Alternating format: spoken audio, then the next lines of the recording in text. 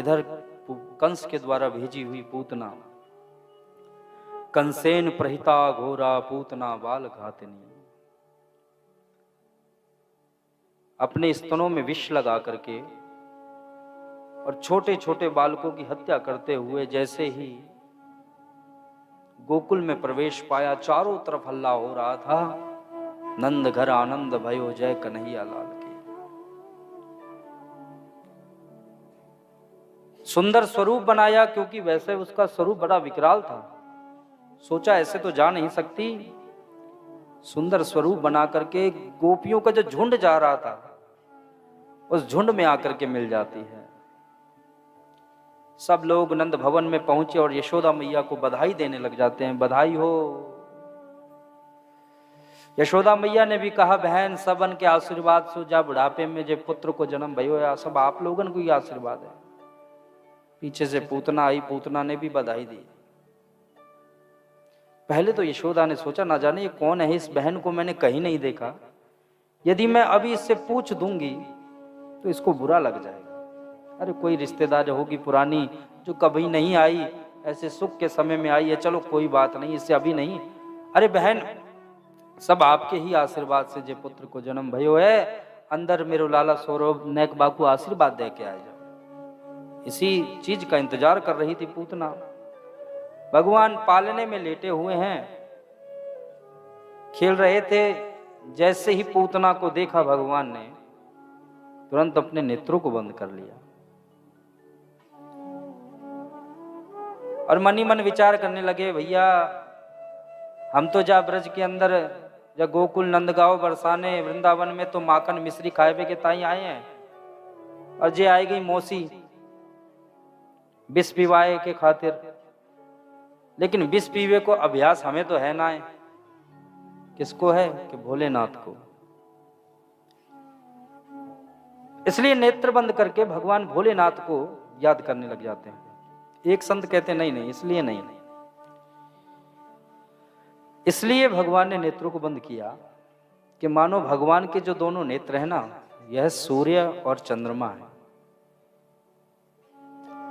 सूर्य और चंद्रमा दोनों ही अपने लोक बंद कर लेते हैं कि भाई ये पूतना है, विष लगा करके आई है, भगवान को मारने की इच्छा से आई है, ऐसी पापी व्यक्ति को हम अपने लोक में नहीं आने देंगे। इसलिए सूर्य और चंद्रमा दोनों ने अपने नेत्रों को बंद कर लिया। एक संत ने कहा नहीं नहीं, इसलिए नहीं, भगवान ने नेत्र इसलिए बंद करे क्योंकि भगवान का अवतार किस लिए होता है, जब जब होए धर्म की हानि और बाढ़ी असुर अधम अभिमानी, तब तब प्रभु धरे विविध शरीरा और हरहि कृपा निधि सज्जन पीरा। भगवान का जन्म जब धर्म की हानि होती है तो भगवान को लगा इन्हीं लोगों के लिए तो भार हरण करने के लिए मेरा जन्म हुआ है, इन्हीं दुष्टों के लिए हुआ है। तो भगवान सोचा कि भैया शुभारंभ पूतना से करना पड़ेगा, तो नेक गणेश भगवान को ध्यान तो कर लें। तो आंख बंद करके गणेश जी भगवान का ध्यान करने लग जाते हैं। एक ने कहा नहीं नहीं, इसलिए नहीं, किस लिए कि भगवान ने नेत्र है ना, इसलिए बंद किए कि भाई भगवान देख रहे हैं इस पूतना का ऐसा कौन सा पुण्य है जिससे मैं इसको अपना लोक प्रदान कर दूं। कोई तो इसने अब जीवन उपरांत कोई शुभ कार्य किया होगा जो मैं देख लूं। तो भगवान उसकी पूरी कुंडली देख रहे हैं कि ऐसा कौन सा कार्य किया है। पूतना ने भगवान को उठाया, पालने में भगवान लेटे हुए हैं और जबरदस्ती अपने स्तन भगवान के मुख में देने लग जाती है। भगवान बार बार अपना मुंह घुमा रहे हैं, मौसी को बार बार मना कर रहे हैं, परंतु जबरदस्ती जब दिया तो भगवान ने पहले तो विष का पान किया और विष का पान करने के बाद धीरे धीरे करके पूतना के प्राणों का भी पान करने लगे। मौसी ने अपना विकराल स्वरूप प्रकट किया और भगवान श्री कृष्ण को वहां से उड़ करके लेके गई, क्योंकि भगवान विष के साथ साथ उसके प्राणों का पान कर रहे थे। चटपटा उठी पूतना,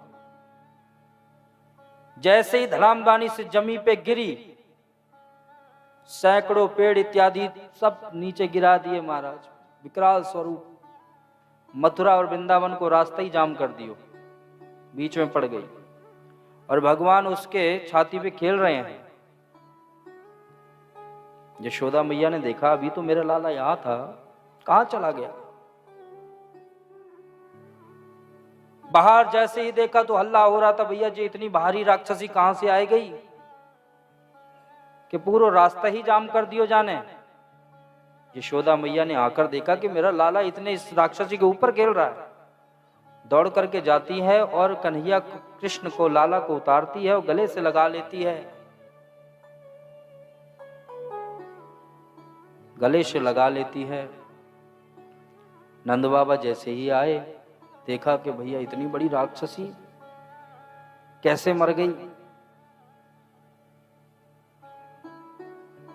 यशोदा मैया ने कहा, पापी अपने कर्मों से स्वयं मर जाता है। मैं पहले भी आपको निवेदन कर चुका था, जो जैसा हो रहा है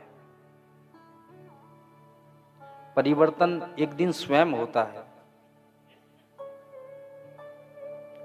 जैसा जो व्यक्ति कर्म करता है, जिसकी जहां गति लिखी हुई है वो गति हो के रहती है, वो कर्म हो के रहता है। पुरुषार्थ नहीं करना पड़ता। भगवान ने जिसका जितना समय जहां जिस जगह पे दिया है वो उसको उतना ही वहां पर मिलेगा।